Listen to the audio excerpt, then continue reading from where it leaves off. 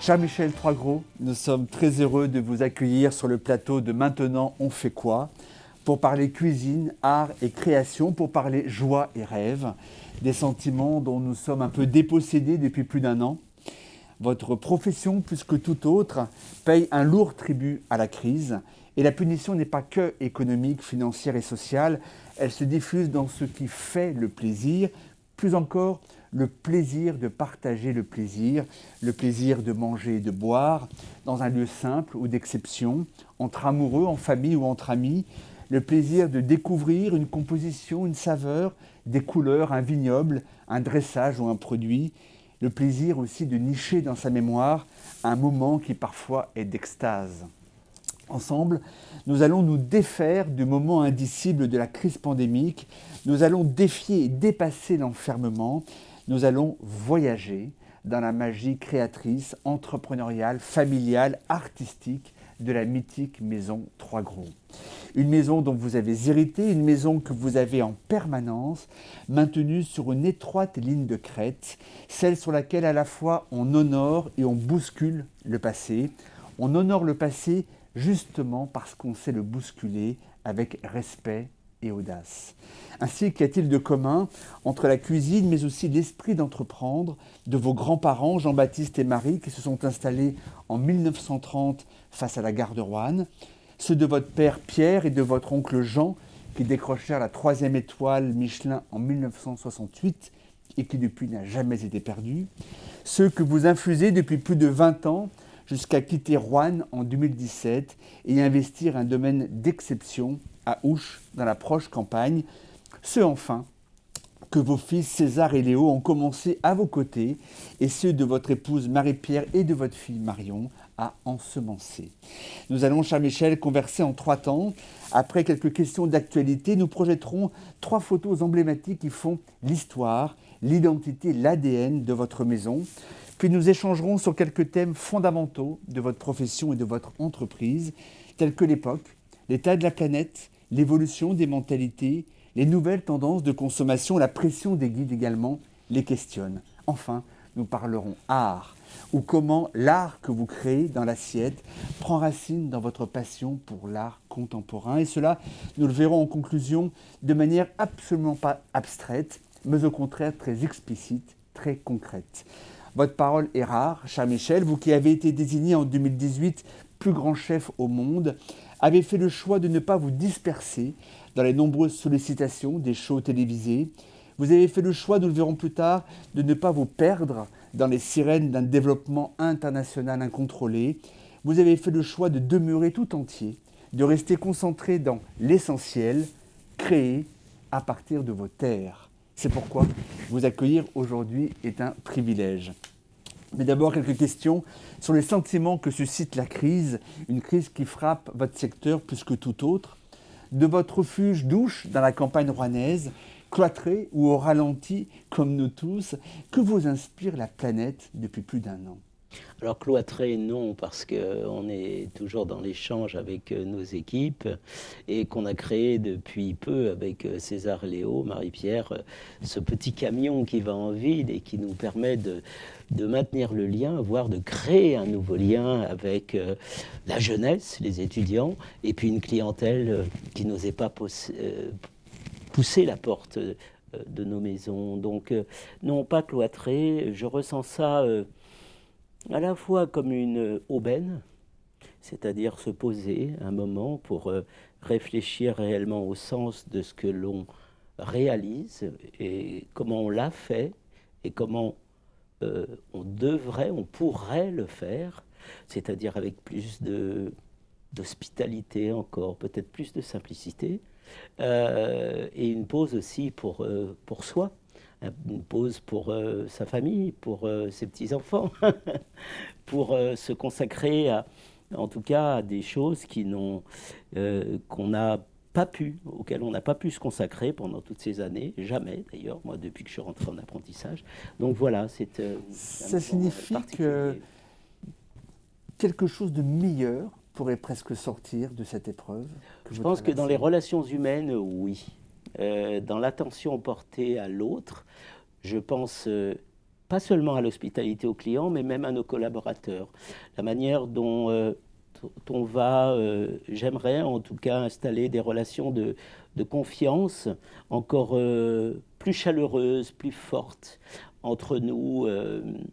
Et je disais peut-être que chacun se sente concerné encore un peu plus par la mission d'accueillir, de recevoir, de partager.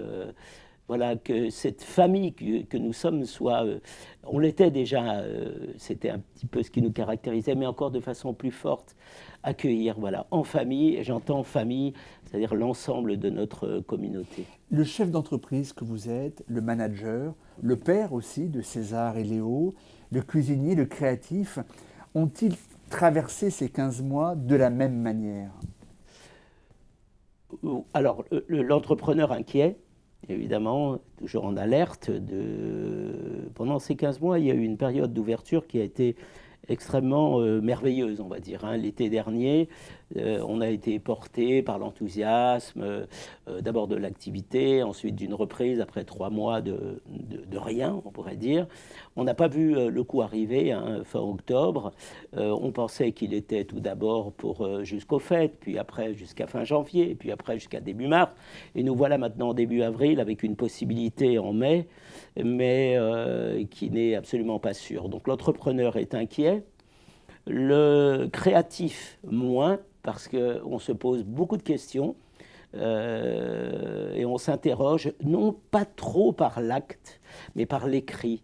C'est-à-dire que moi-même, j'écris des choses, des idées, notamment liées à la cuisine ménagère, à la cuisine du quotidien, mais auxquelles Marie-Pierre et moi-même apportons la plus grande importance, et en particulier Marie-Pierre, qui est une source d'inspiration, hein, je ne dois pas le nier, tout comme l'était ma grand-mère aussi, italienne, cette source d'inspiration. Donc la cuisine ménagère est cette évidence, lorsqu'elle est faite avec bon sens et, on pourrait dire, une certaine un doigté, un amour en même temps pour faire plaisir, et ben m'inspire. Alors je prends note comme ça, mais je prends note d'un gratin de blettes au kumquats avec un trait d'huile d'olive et une râpée de parmesan. Hier soir, c'était une tarte au poivron rouge avec un tout petit peu de moutarde et un tour de moulin à poivre dessus. Voilà, de choses tellement évidentes mais tellement bonnes.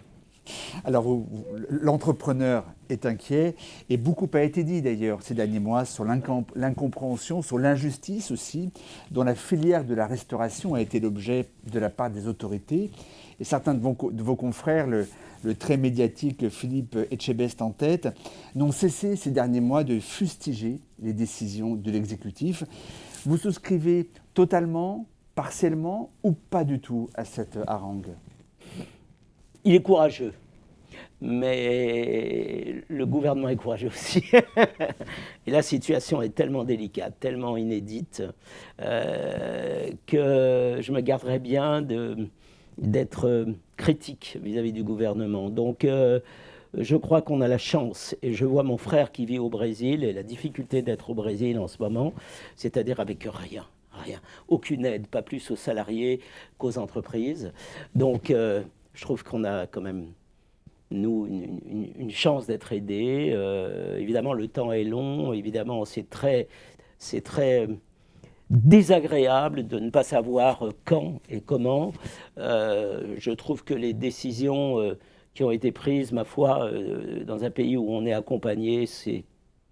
Non, moi je trouve qu'ils sont courageux et voilà. Donc je suis heureux d'être en France. Je ne manifeste pas. On a vu, notamment pendant les périodes de confinement, combien les gens semblaient sensibilisés au plaisir de cuisiner, au plaisir des bons produits, au plaisir des circuits courts. Est-ce qu'il peut, d'après vous, en rester quelque chose de durable ? Peut-on même imaginer qu'à plus long terme, les connaissances, l'exigence de vos futurs clients, je pense notamment aux jeunes, seront plus aiguës ? J'aimerais bien être optimiste, je ne le suis pas complètement. Parce que les tentatives qu'on a faites n'ont pas été fructueuses en ce sens, et que j'ai vu l'émergence de nouvelles enseignes, nationales, hein, voire internationales, et le succès qu'elles ont aujourd'hui du prêt-à-manger. Nous-mêmes, nous avons proposé, tout d'abord au Central, un de nos établissements, des menus, on pourrait dire, à des prix vraiment très attractifs, des menus quotidiens emportés à 25 euros, etc. La clientèle, ça a eu du succès, mais je veux dire, c'est notre clientèle qui est en particulier à continuer à venir nous voir. Très peu de nouveaux clients et de jeunes clients ont souhaité goûter, on va dire, à cette approche de la cuisine trois gros. En plus, avec quand même la possibilité, il y avait César, Léo, moi-même et bien sûr quelques collaborateurs au piano. Donc quand même une bonne cuisine à emporter, tout ça pour 25 euros.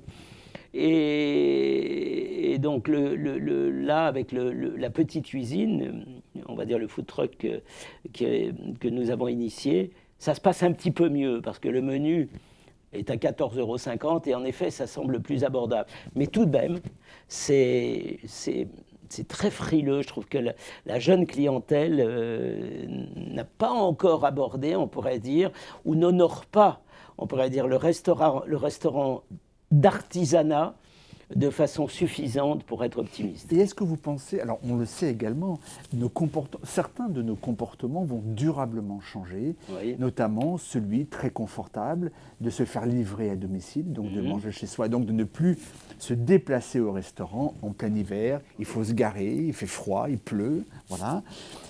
Également, certains grands restaurants proposent aujourd'hui de manger directement en chambre. Est-ce que ces comportements-là pourraient perdurer au-delà de la fin de la crise? Écoutez, on verra bien. Hein, on verra bien. C'est une inquiétude pour vous? Non, on s'adaptera. Non, on s'adaptera. Je pense qu'il y a des lieux où en effet le repas en chambre persistera parce que une belle chambre avec balcon sur la mer ou sur la montagne et un repas à deux dans des circonstances un peu particulières, ça peut être avec un très beau service comme on l'offre dans certains établissements aujourd'hui. Je pense que en effet, c'est fait pour durer peut-être. Mais après, le repas à domicile aussi, parce que c'est quand même très confortable. Et puis, les restaurateurs se sont organisés en ce sens. Donc, je pense que ça va être maintenu, oui, en effet. Je vous propose maintenant qu'on abandonne la crise et qu'on entre pleinement dans votre art et dans votre entreprise, l'un et l'autre questionnant bien plus qu'on ne le croit d'ailleurs notre époque et même notre civilisation.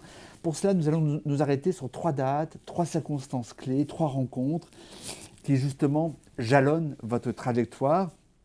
Tout d'abord, en 2017, vous osez quitter le mythique bâtiment en face, la gare de Roanne, où s'étaient installés vos grands-parents, et vous emménagez donc à Ouche, une décision audacieuse, mais qui à ce moment-là d'ailleurs ne fait pas l'unanimité, notamment chez les tenants de la tradition.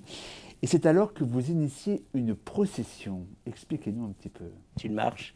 En fait, une marche entre les deux maisons, entre la maison que nous allions quitter et celle que nous étions en train de construire et qui allait ouvrir quelques jours après.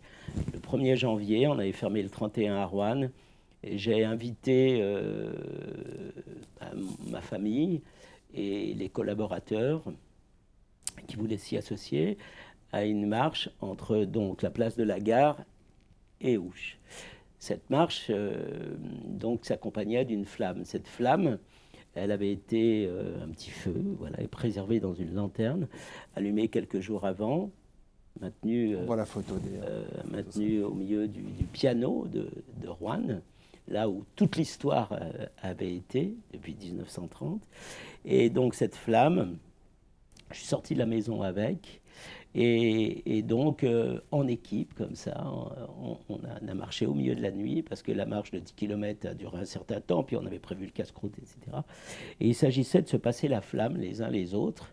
Je suis sorti de l'ancienne maison avec Marie-Pierre, et mes enfants sont rentrés dans la nouvelle maison, donc on pourrait dire 4 heures plus tard, avec la flamme, et la poser en cuisine. Le piano n'était encore pas là, puisque c'est le même piano. Voilà. Alors c'était pour moi un besoin, en même temps, j'en avais besoin pour être bien à ce moment-là, où j'étais à la fois, avec Marie-Pierre, on décidait de ce qu'on allait faire, on ne me subissait pas, mais en même temps, j'avais évidemment une hantise de ce qui pouvait arriver. Puis les Rouennais n'étaient pas forcément derrière nous à ce moment-là. Il y avait beaucoup de propos, beaucoup de traditions qui étaient chahutées. Mais pour moi, en plus, la flamme, la marche de l'un vers l'autre, et la flamme était une façon à la fois de perdurer, de renforcer ou de respecter ce qui a été, et en même temps, voilà, de donner un sens à ce qui allait arriver. Voilà. Et la flamme ne s'est pas éteinte, pas plus que pendant le parcours, qu'aujourd'hui, on pourrait dire, voilà, c'était cette symbolique qu'il fallait. Voilà. Des études démontrent qu'en période de crise, comme celle que nous traversons, les entreprises dites familiales disposent de ressorts supplémentaires. Dans la famille de Trois Gros, et je pense non seulement à vous, votre épouse et vos enfants, mais aussi aux générations qui vous ont précédé, qui ont cimenté le socle à partir duquel vous exercez aujourd'hui. Est-ce que vous mesurez les attributs de cet héritage, les attributs, mais aussi peut-être aussi le poids, parfois même le fardeau? Alors d'abord les attributs, évidemment c'est être un enfant de la balle, hein, c'est un avantage indéniable, hein, grandir là, dans cette activité, en ayant la cuisine comme terrain de jeu, les épinards, participer à équeuter une caisse d'épinards, quelques haricots verts, ressentir de ma chambre au-dessus de la cuisine les bruits, les coups de gueule, qui auraient pu être effrayants d'ailleurs, mais ils ne l'ont pas été, jouer avec les cuisiniers dans les horaires, voilà, grandir dans ce milieu-là, c'est un avantage, et évidemment, qui est invisible au moment où on le... Mais aujourd'hui, et toute ma vie, après, je l'ai ressenti parce que j'ai une relation, évidemment, naturelle avec les choses, pas seulement avec les ingrédients, mais même avec le client, puisque la réception, la salle de restaurant était chez nous. Voilà, alors après, on pourrait dire le poids. Le poids, c'est adulte, au moment même de la succession. Alors bien plus tard, hein, dans les années, après les années 95, où là, évidemment, c'est être soi-même,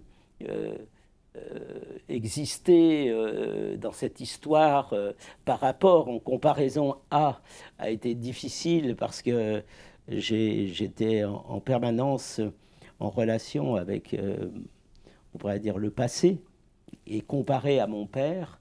Or, j'étais tout jeune et j'étais très maladroit. Donc, en effet, j'ai eu le poids du passé, dont je me suis affranchi avec le temps. Donc, il faut de la patience. Et donc, j'imagine, vous avez veillé à ce que vos propres enfants, justement, ouais. En soient eux-mêmes délestés. Le vont-ils peut-être que le déménagement à Ouche aura contribué à cela. Moi, j'étais exactement dans les pas de mon père, exactement au même endroit, sur le même fourneau. Toute l'histoire avait été place de la Guerre à Roanne. Or, peut-être que ce mouvement auquel ont participé César et Léo leur a donné des ailes, en effet, déjà une expérience formidable, celle d'imaginer un lieu avec nous. Et puis peut-être qu'en effet, cette campagne, c'est ce que je sens aujourd'hui. Mais tant que je suis là, on va dire, on pourrait dire les choses vont. C'est au moment où, moi j'ai senti ça, c'est au moment où mon père est parti à la retraite, où là, d'un seul coup, on pourrait dire, le poids m'est tombé dessus et les responsabilités. Et en même temps, la liberté. Voilà. Je pense qu'en effet, voilà. Et en même temps, la liberté. Voilà. Et en même temps. Du côté de votre mère, vous êtes d'origine italienne et cette origine est très présente dans votre créativité.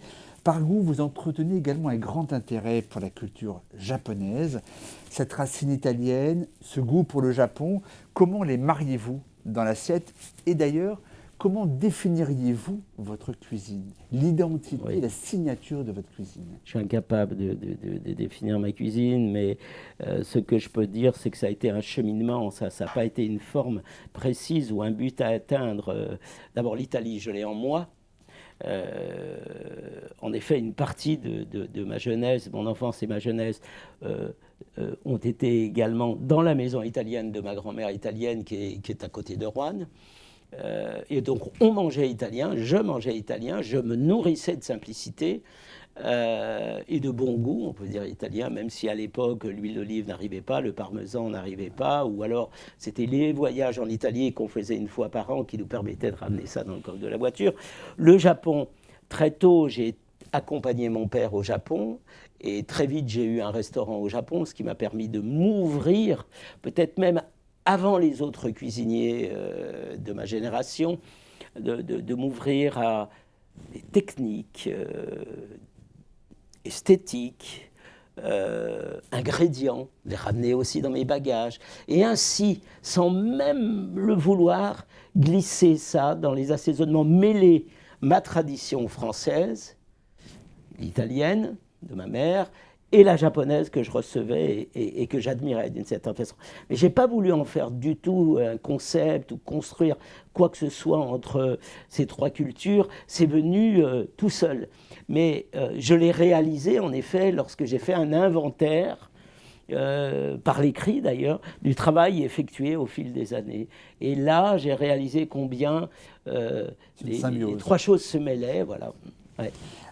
Alors vous êtes à la tête d'un ensemble qui est composé de l'établissement Amiral, donc à Ouche, 3 étoiles Michelin, également de la Colline du Colombier, qui est une auberge, un gîte à Aiguerande, et puis de la brasserie Le Central, qui au total donc, emploie 85 salariés, c'est ça 3 établissements qui sont situés à Roanne, ou à côté de Roanne, à la proximité de Roanne. Votre notoriété, votre réputation vous ont ouvert, auraient pu vous ouvrir les portes du monde entier, d'un développement aux 4 coins de la planète. Et je suppose que vous n'avez pas manqué de sollicitations. Vous êtes présent un petit peu au Japon d'ailleurs, mais ce n'est pas un établissement, on va dire, en propre comme un grand étoilé à Roanne. Oui. Ce choix du développement tous azimuts, vous ne l'avez pas fait. Pourquoi avez-vous fait ce choix, au contraire, de demeurer à Roanne ? C'est-à-dire parce que j'y ai goûté. J'ai goûté, j'ai vu quels en étaient les bienfaits et les inconvénients. J'ai eu un restaurant à Moscou même, en 99, qui a duré 3 ans. J'ai eu un établissement à Paris, à l'hôtel Lancaster, au Japon, 2 étoiles Michelin. Donc j'ai fait un pas vers cela et je me suis rendu compte finalement que je passais beaucoup de temps, pas seulement dans les déplacements, c'était beaucoup, dans la fatigue que ça générait, mais aussi dans les problèmes à gérer qui étaient des problèmes autres que celui de la qualité de la cuisine. Problème d'intendance, problème de ressources humaines, problème de conflits avec des partenaires pour évoluer, changer, améliorer, des réunions sans fin, etc. Et tout ça m'avait éloigné à la fois de Roanne, enfin de ma maison, de mes propres maisons, et en même temps de mon métier, du cœur de mon métier, la cuisine. Donc j'ai voulu recentrer tout ça. J'ai dit à quoi bon ? Je me suis posé à un moment. J'ai dit mais à quoi bon ? Est-ce que je vais plus loin ? Ou bien au contraire, est-ce que il faut au contraire revenir sur le cœur même des choses ? Il se trouve qu'en ce moment-là, il y a eu l'opportunité évidemment du déménagement. Et c'est l'opportunité du déménagement qui me donne aussi cette possibilité de mettre tout à plat et de comprendre ou de prendre des décisions sur le devenir. Vous vous dites qu'à ce moment-là, ce choix, cette stratégie, vous l'avez adopté à un moment où la culture de grossir, de s'étendre, de conquérir était dominante. Aujourd'hui, où on parle de plus en plus de relocalisation, de proximité, vous dites que vous étiez presque un visionnaire, peut-être malgré vous, un précurseur à l'époque. Malgré moi. Et puis je me suis mis à...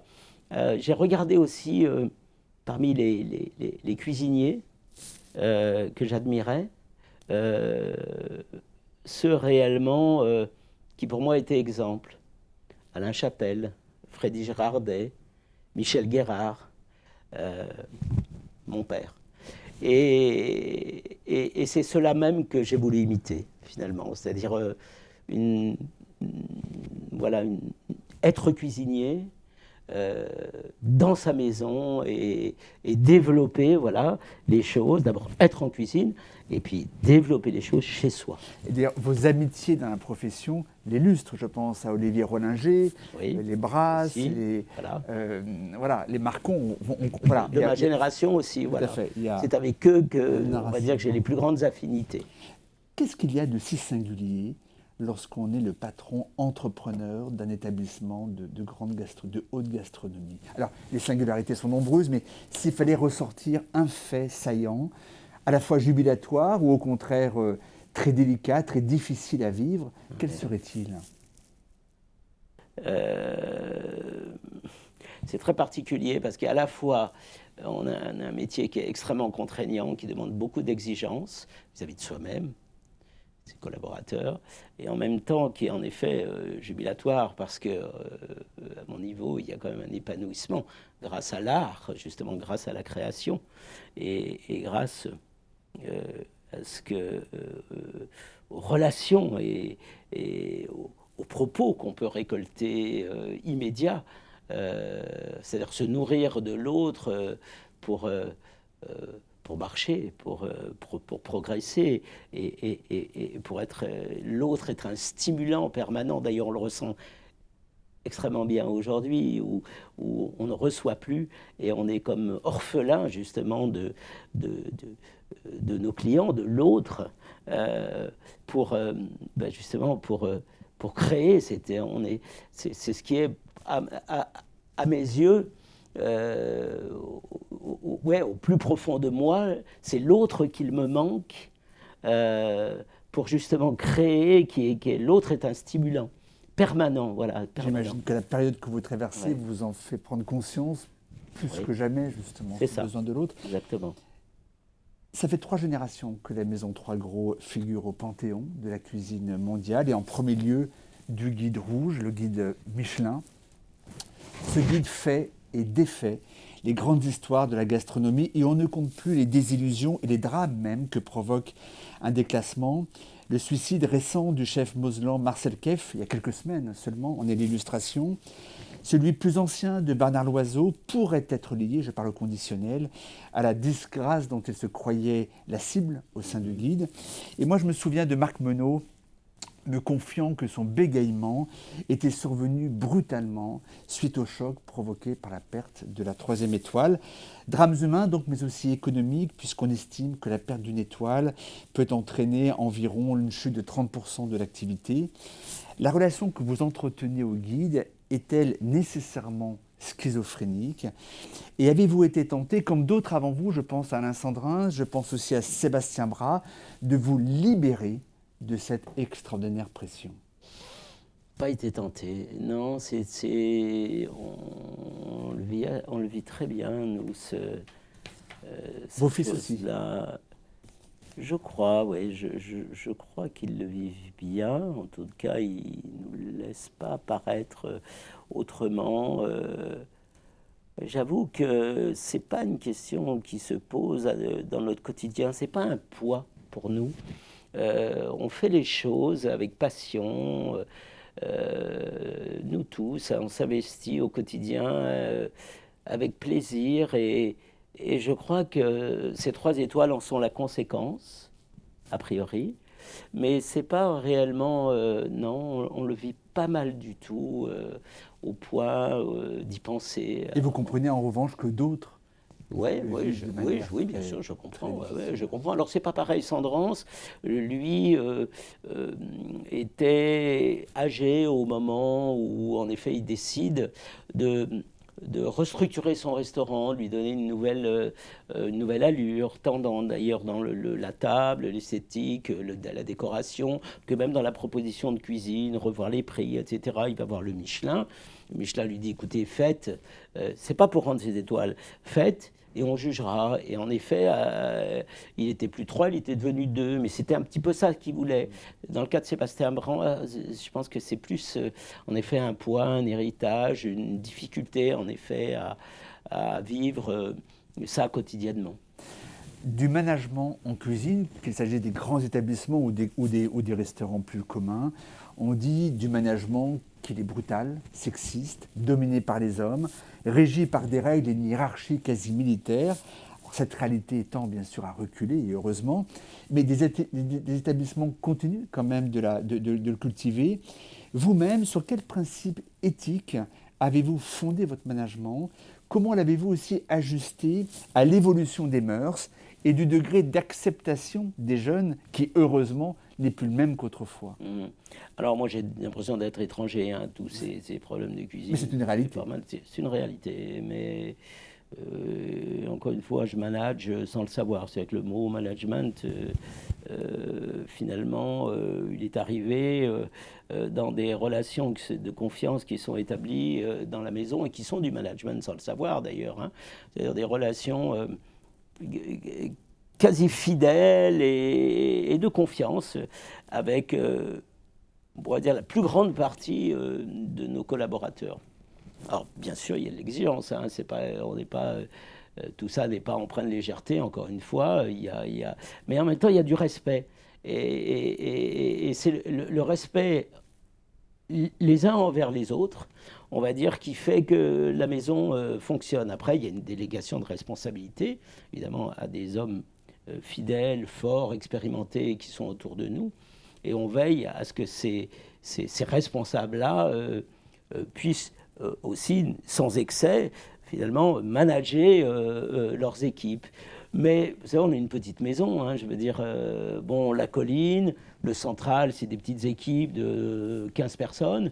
La grande maison, on est un peu plus de 60. Mais on est au milieu, on n'est pas absent. Je veux dire, Marie-Pierre, moi, César, Léo, on est comme eux, quoi. Je veux dire, c'est comme si on était sur le terrain de jeu au quotidien. Tous nous connaissent en personne, je les nomme tous par leur prénom. Donc, je veux dire, ça, c'est sans familiarité, mais en confiance. Ces relations, finalement, sont naturellement une façon de manager et d'être en performance. Un mot sur l'état de notre planète, l'état de notre civilisation, la manière dont vous répondez justement à ce constat. La civilisation est à un tournant, le tournant que nous dicte donc l'état du climat, de la pollution, l'état végétal, animal, humain de la planète. Vous en êtes conscient et d'ailleurs ça a joué, vous nous direz comment, dans la manière dont vous avez conçu, imaginé le domaine douche. Comment le cuisinier que vous êtes, et j'allais dire les cuisiniers que sont vos fils, parce qu'ils sont de notre génération, comment vous emparez-vous de cette réalité qui peut être une injonction, une contrainte, mais qui peut être aussi vue comme une opportunité? Alors comment c'est une démarche entreprise bien avant qu'on en parle là aussi. Je pense que c'est un cheminement en étant là, voilà, en entretenant des relations vraiment de confiance avec les producteurs, les éleveurs, les pêcheurs, les vignerons, étant dans l'échange, etc., en ne gaspillant rien, en considérant le plus modeste ingrédient comme quelque chose de précieux. Oui, voilà. Le plus petit grain de blé, grain de riz, mérite notre attention. Voilà. En refusant la facilité, je pense à l'exemple de ce jus d'orange en plein mois d'août, qui a fait débat entre César et sa maman et moi-même, où César refuse de faire entrer des oranges en cuisine au mois d'août parce que c'est pas la saison, et où en face on a un client qui lui veut son jus d'orange frais le matin. Évidemment, vous comprenez la hauteur du débat, oui, et le contexte. Symboliquement, il est très fort. Il est très fort, ouais. Et on a abdiqué. César a raison. Voilà, il s'inscrit dans la logique de notre temps. Lié à l'état de la planète, les comportements des consommateurs évoluent aussi, notamment la consommation de viande. On voit devenir de plus en plus populaires les régimes végétariens, végétaliens, véganes. Comment vous ajustez-vous à cette réalité?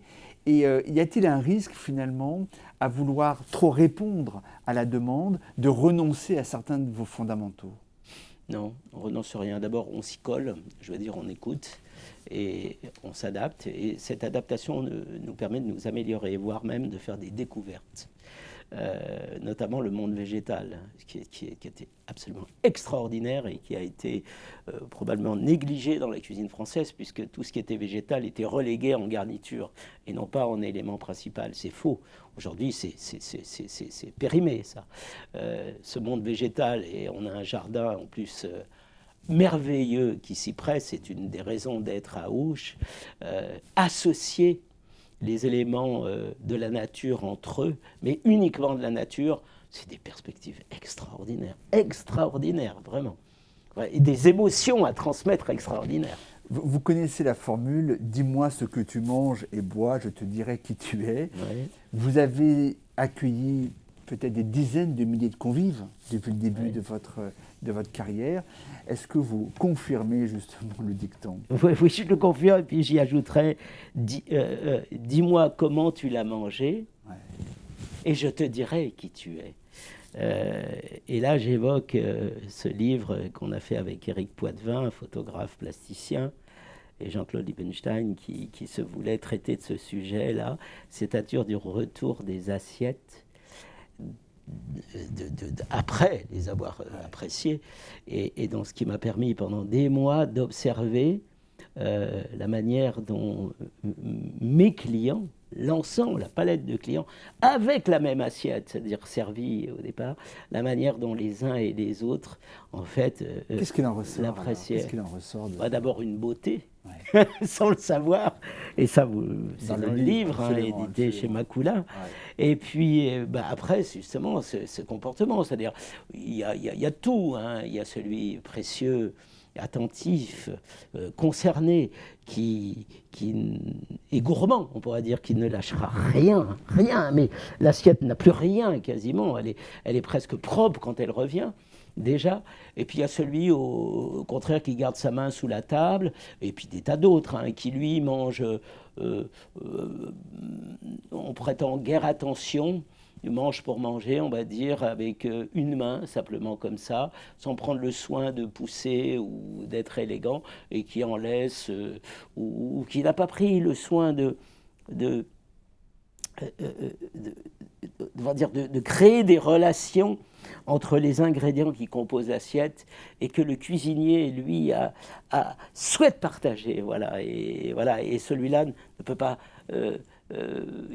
on pourrait dire que la relation intime qui pourrait se créer entre nous, c'est-à-dire le cuisinier qui y met du cœur et lui, ne fonctionne pas. Alors, l'un des possibles effets collatéraux de la crise sanitaire sera de porter un cran plus haut encore l'exigence de la bonne santé. Or, le plaisir de la table, le plaisir de manger, le plaisir de boire, c'est aussi l'excès, c'est la transgression. Et quand je parle d'excès, de transgression, je m'adresse également aux collectionneurs d'art contemporain parce que ça fait partie, l'excès, de l'être collectionneur. Est-ce que vous redoutez un diktat du raisonnable qui pourrait là aussi obliger les grands restaurateurs à s'ajuster justement à cette bonne santé et donc à oublier ce qui fait l'excès, l'irrationnel et la transgression? Ah oui. Alors l'irrationnel, la transgression, ce serait le trop, j'imagine, ce serait l'abondance, et je pense qu'on doit être attentif à cela. En revanche, le diktat du trop peu ou du cadre, de la conformité, je ne crois pas que ce soit une menace. Tant qu'on aura un très beau potager déjà à portée de main, je pense que, comme je disais, la palette aromatique et végétale est déjà immense. Un jardin qui est naturel, hein, évidemment, on pourrait dire sans tous les engrais, sans tous ces pesticides, etc. Un jardin qu'on suit et qui nous donne les choses qui sont profondément goûteuses. Hein. Déjà ça.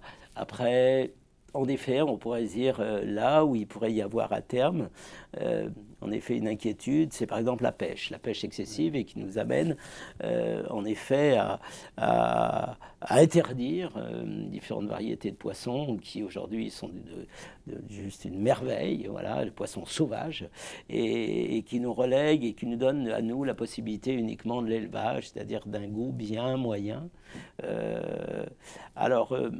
Écoutez, on n'en est pas là, en effet, on pourra à ce moment-là s'inquiéter, mais à ce moment-là, peut-être qu'on ne travaillera plus de poissons, l'étang de houche et le brochet et les carpes seront notre ressource. On y mettra des écrevisses. Troisième, dernière partie de notre dialogue, Michel, j'aimerais que l'on parle maintenant vraiment de création et de beauté, et on en a particulièrement besoin en ce moment. Créer un plat, créer un établissement, créer un management aussi, partagent-ils un tronc commun? Alors,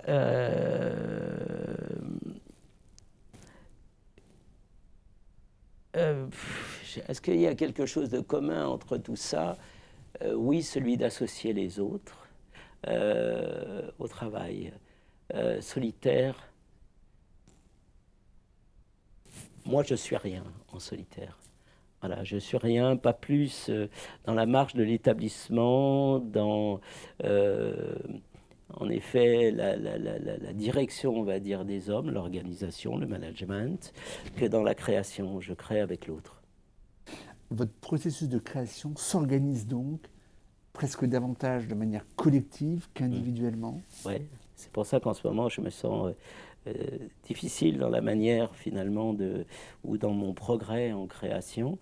C'est parce que j'ai pas mes équipes autour de moi, j'ai pas l'émulsion, l'ébullition, l'énergie collective qui me permet en effet d'aller de l'avant, et j'ai pas l'autre pour me contrarier. L'autre, c'est César, comme je le suis pour César, si lui initie quelque chose.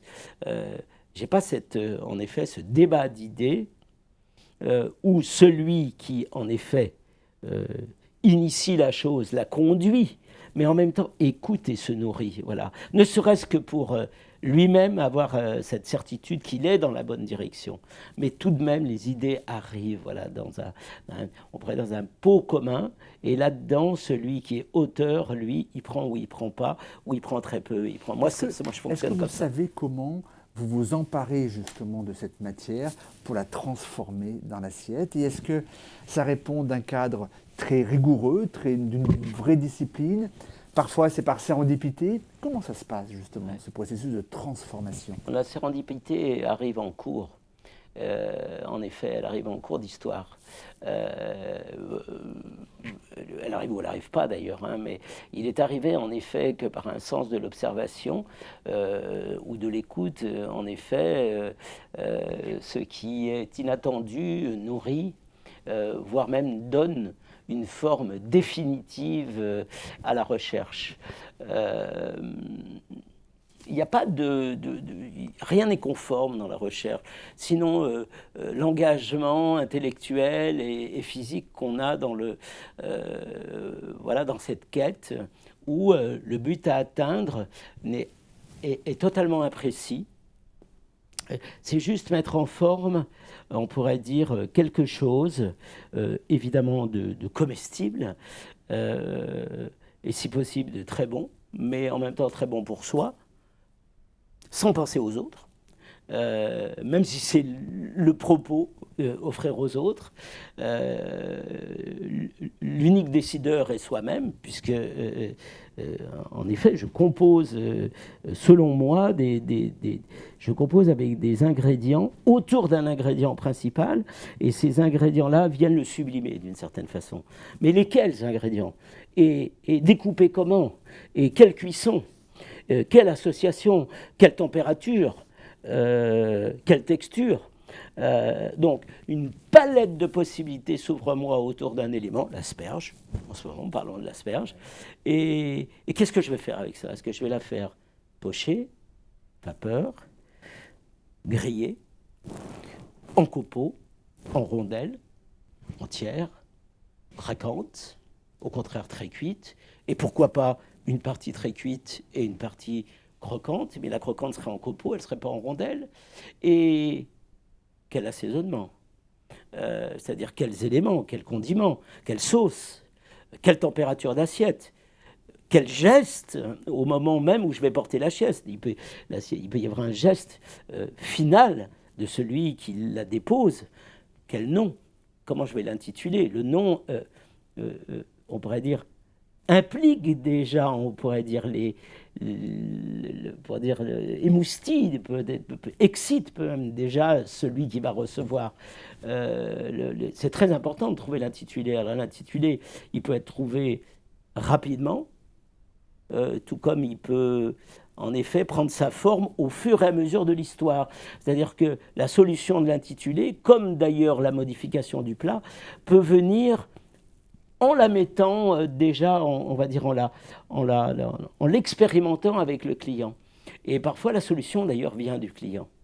Pas seulement du sens de l'observation qu'on peut avoir en étant au milieu de ses clients, là, parce que là, moi j'aime à ce moment-là, en effet, aller en salle et recueillir, sans en avoir l'air, des informations, soit par l'œil, soit par l'oreille, auprès de mon service, auprès des clients. Ils ne le voient pas, eux, hein, ils ne le voient pas, c'est moi qui recueille les choses, qui me permet de légèrement modifier les lignes, voire même d'avoir le nom. Je vous écoute et c'est merveilleux de vous écouter justement parler de création. Vous avez été contaminé par le Covid il y a quelques mois. J'imagine la peur qu'a pu représenter en vous celle de perdre le goût et l'odorat. Ouais. C'est peut-être même indescriptible. J'ai pas pensé une seconde, Denis. J'ai pas pensé une seconde, j'ai pas eu peur. J'ai pas pensé que ça pouvait pas revenir. Mais je l'ai perdu, en effet, pendant 3 semaines. Mais t'es pas inquiet. D'accord. Non. Il y a 2-3 ans, on a publié ensemble un livre chez l'Aube qui est titré « La joie de créer ». Créer est-il toujours une joie? J'imagine que c'est parfois une souffrance. La peur aussi que la créativité tarisse, décline. Comment ça se passe, ce rapport justement au plaisir de créer? Et à la difficulté, parfois à l'angoisse de créer. Vous êtes passé C'est par des difficile. phases comme ça? Ouais, c'est cyclique. C'est cyclique.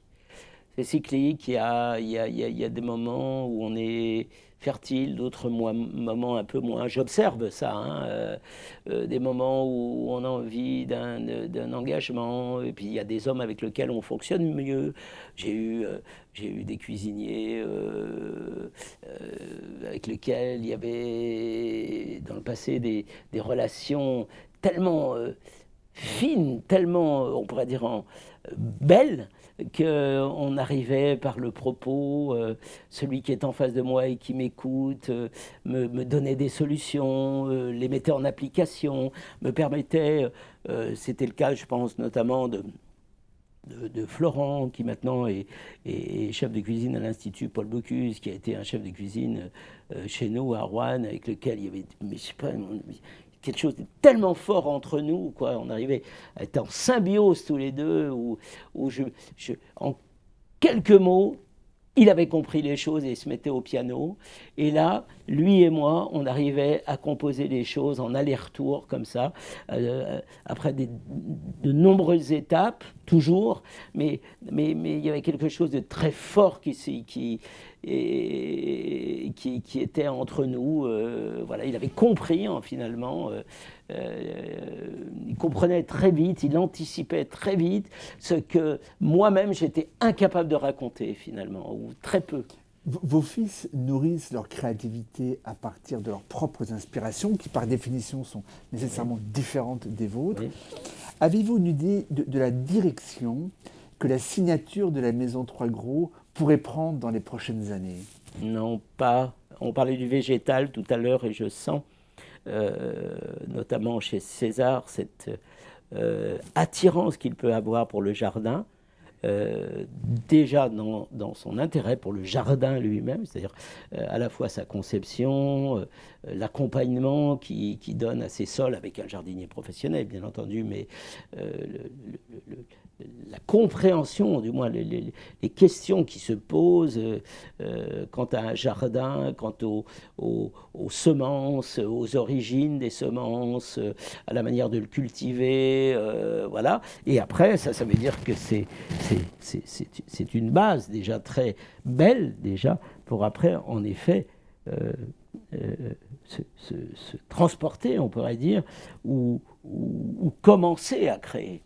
Et du côté de César, je vois bien cette orientation de la nature, du végétal, et même s'il ne se refuse pas tout ce qui est à côté, hein, et je vois combien c'est prépondérant chez lui. Chez Léo, c'est encore un, un peu moins clair tout ça, parce qu'il est plus jeune, d'une part, et peut-être parce il est peut-être moins orienté, c'est moins, j'ai l'impression, prononcé sur quelque chose pour l'instant. Mais je ne suis pas inquiet. Hein. Je ne suis pas inquiet, les deux sont différents, mais les deux ont une implication, une énergie, mais qui est belle à voir, vraiment, je suis très fier. Hein. Quelle est la raison d'être de la Maison Trois Groupes? Vous savez, la loi Pacte, il y a 2 ans, a initié, a fait surgir ce principe de la raison d'être. Quelle est la raison d'être de la Maison Trois Groupes, mais surtout, quelle est la raison de faire de ceux qui la pilotent, vous et vos garçons? La raison de faire. Pour quelle raison, finalement, faites-vous cela? En avez-vous seulement une idée, d'ailleurs? Oh là là. Waouh. Tout, parce qu'on est dans le partage, parce qu'on est dans la joie du partage, parce qu'on est dans la joie de créer, parce que je suis dans la joie de prolonger cette belle histoire, quoi, aussi, cette histoire familiale, et de la prolonger et de la transmettre. Parce que je suis dans la joie de me lever le matin et d'aller vers un endroit splendide, animé par une famille splendide, quoi. Voilà, mon équipe, nos équipes. Parce que la beauté du lieu, elle me... À chaque matin que j'arrive, j'entends la nature, les arbres, les oiseaux, l'intérieur même, l'élégance qui apporte Marie-Pierre dans le petit soin, parce que je sens dans les propos de l'autre, celui qui a vécu un moment intense la veille et qui est avec nous, qui est resté là, qui prend son petit déjeuner, qui voit tout ça. Voilà, c'est ma raison d'être. Raison d'être. Voilà. Cette année, vous avez 63 ans. Sur quel plan, favorablement et peut-être aussi défavorablement, vieillir influence-t-il le leadership que vous exercez en cuisine, dans la créativité et bien sûr aussi dans le domaine du management? Alors, je ne sais pas si ça influence le leadership, mais en effet, d'abord, j'ai cette chance d'avoir Marie-Pierre, mais vraiment, parce que je pense que tout ça, ça s'est fait, ça s'est construit et voire avec elle, et je pense que sans elle, j'aurais jamais osé le déménagement, peut-être que même j'aurais jamais osé succéder. Elle m'a donné la force, et puis après la chance d'avoir mes 2 enfants. Qui vraiment, sans avoir forcé les choses, se sont déclarés cuisiniers tous les deux. Et maintenant, Marion, notre fille, qui nous rejoint, voilà, et elle était dans une autre activité, les chevaux, qu'elle n'abandonne pas totalement d'ailleurs, parce qu'elle arrive avec nous. Elle garde ses chevaux. Il reste moi qu'on ne mange pas dans l'assiette. Hein, non, pas cela. Non, pas cela. Non. Vous avez eu peur à un moment qu'aucun de vos fils ne souhaite soit épouser cette profession, soit, la question est différente, vous succéder?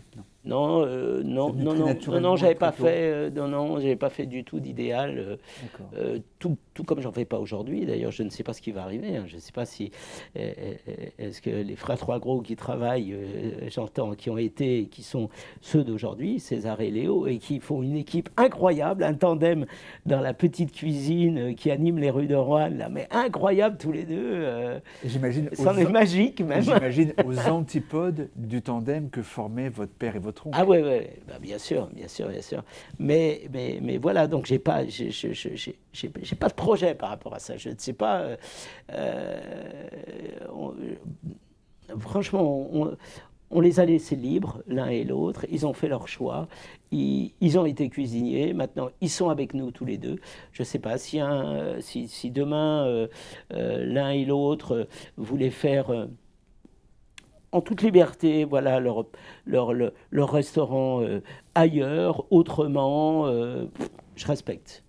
Alors on va clore notre dialogue malheureusement déjà, et parce qu'elle lève un petit peu le voile sur le merveilleux mystère de votre créativité, nous allons parler de votre passion pour l'art contemporain et du dialogue fécond que vous avez tissé entre l'œuvre d'artiste et votre propre création, car l'art n'est pas qu'omniprésent en vous, il participe à votre inventivité culinaire. D'abord, une question un peu générale. Est-ce que vous parvenez avec les mots à exprimer ce que vous ressentez intellectuellement, émotionnellement, peut-être même physiquement, quand vous voyez une œuvre de Poitvin, Tracandi, Rothko ou Fontana, par exemple? Avec les mots, une œuvre, c'est difficile j'arrive pas sur mes émotions, sur ce que j'ai au fond de moi, pourquoi je peux rester fasciné par un sujet, une forme, des couleurs, une harmonie. Je ne sais pas pourquoi ça se passe à ce moment-là. Je ne sais pas pourquoi ça se passe. Peut-être que c'est mon histoire, qui m'ont vécu, mes sentiments, ma sensibilité qui me parle à ce moment-là, qui me donne quelque chose, à la fois qui me touche et qui me frappe dans mon esprit, quoi, voilà, au point de ne pas l'oublier et de chercher à comprendre, quoi, le contexte, voilà. Mais j'ai pas de mots. Alors, je vais vous aider à illustrer un petit peu, Ouais. même cette question. Ouais. Et on va projeter 3 couples, à chaque fois un plat et l'œuvre dont vous vous êtes inspiré pour créer ce plat. Et vous allez nous dire un petit peu comment justement s'est formé ce lien, cette symbiose entre l'œuvre de l'artiste et votre propre œuvre. On va commencer par une œuvre de Marc Rothko et puis le plat champ coloré d'artichaut. Oui. Dites-nous un petit peu comment comment se forme le lien. Bon, Marc Rothko, alors là, ça me touche. Le travail de Marc Rothko, c'est au MoMA à New York que j'ai dû voir mon premier Rothko immense. Puis après, à la Fondation Beyeler à Bâle. Bon, c'est un milieu dans lequel je me sens très attiré. Hein. Mais Marc Rothko, il y a un truc, je ne sais pas... qui est esthétique et en même temps d'une telle pureté, ça semble tellement évident et en même temps c'est cette fascination pour la couleur et la matière, quoi, qu'il arrive à traduire sur sur la toile. Voilà. Et justement, la couleur du plat. La couleur du plat. Il y a eu 2 plats avec champ coloré. Il y en a eu un très ancien. Qui était un pamplemousse New Zealand, c'est-à-dire un pamplemousse qui a une écorce très épaisse, avec un albédo très épais, mais qui, lorsqu'on le confit durablement, on va dire, avec un sirop très léger, devient très tendre. Mais en même temps, il se tient. Et j'avais fait un dessert, sans penser à Marc Rothko, hein, qui était... une gelée, donc du fruit, du pamplemousse, recouverte d'une gelée jusqu'à hauteur, comme ça, d'un demi-pamplemousse confit, qui était de châtaigne. Et l'idée m'était venue du Japon, où j'avais mangé un demi-pamplemousse, mais lui qui n'était pas confit, qui était cru avec une gelée de pamplemousse dedans. Et à côté, il y avait des petits biscuits de haricots rouges, vous savez comme on fait au Japon. Et quand j'avais mangé ça au Japon, j'avais observé que l'amertume acide, fraîcheur du pamplemousse et le farineux fonctionnaient très très bien ensemble dans ma bouche. Voilà. Être attentif, tout le temps, être attentif. Et donc j'avais voulu reproduire ça, mais à ma façon. Et au moment où je fais ces 2 gelées, châtaigne et pamplemousse, et je coupe en 2, j'ai devant moi esthétiquement quelque chose qui se présente, qui est transparent, avec l'écorce comme ça, et qui est transparent, et qui me donne à voir du jaune et du marron.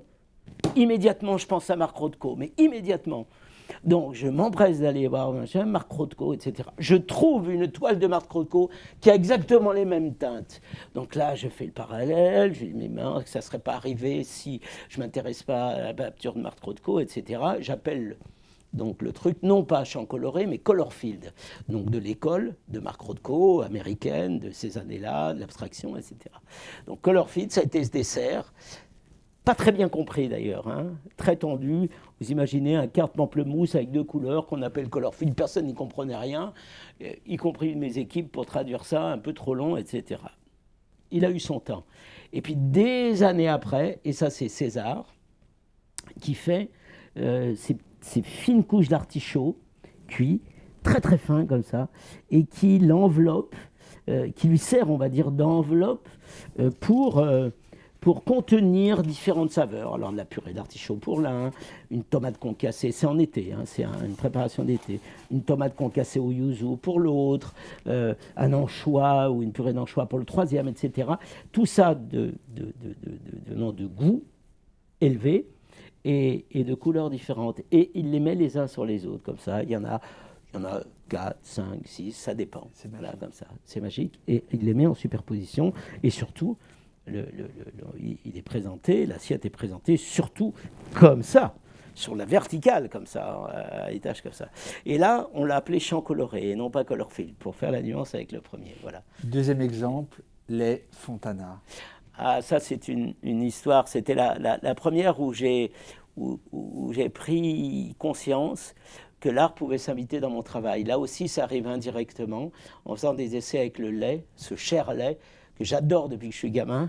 Et je voulais retrouver voilà, cette peau de lait que seul parmi les gamins 3 gros, je mangeais comme ça sur le lait cru. Comme ça, j'adorais ça. J'étais le seul. Les autres, mon frère, mes cousins, ma sœur, il est fou de manger ça comme ça, c'est imbouffable, etc. Et moi, j'adorais ça. Donc, je fais un travail sur le lait. Et un jour, ce travail sur le lait, ça prend du temps, ça prend du temps. C'était un truc en dessert.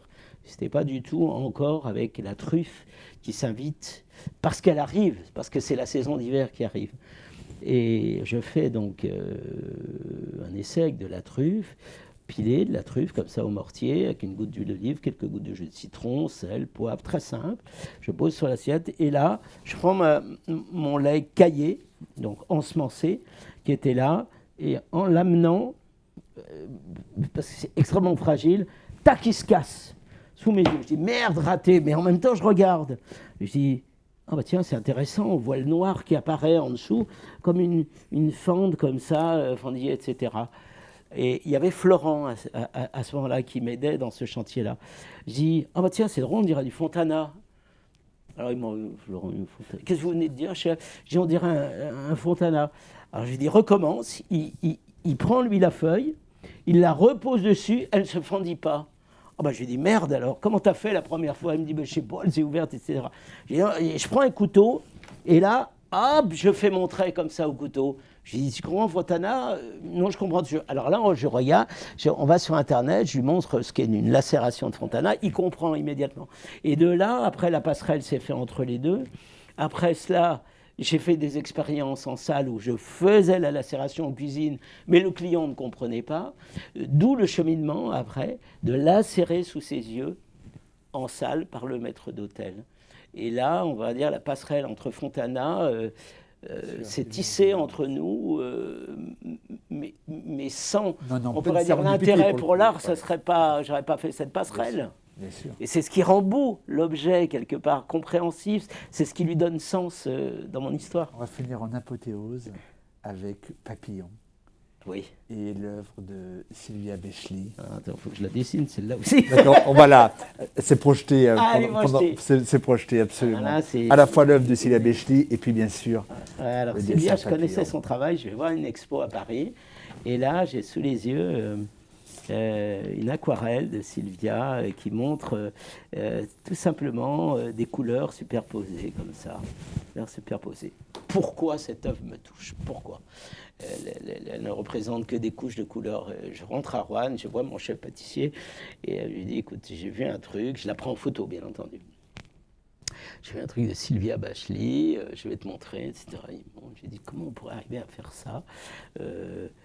Qu'est-ce que ça peut être qui a des couleurs comme ça? Alors on commence à évoquer de la pomme émincée fine et puis cristallisée, du coin, de la fraise, de la rhubarbe, etc. voire même des pâtes très très fines en langue de chat, mais tellement fines, tout ça. Et on essaye de superposer des choses comme ça, de goûts différents, avec à chaque fois quelque chose qui se passe au milieu, comme ça, et qui donne à la fois de la hauteur, du moelleux, qui amortit les chocs, comprenez, etc. Et puis on compose. Et le truc avance, comme ça, il prend forme. Et lors d'un essai,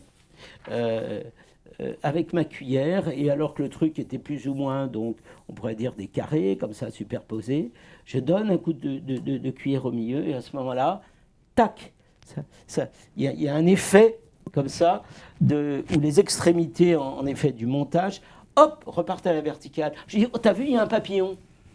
Et ça fait comme un papillon.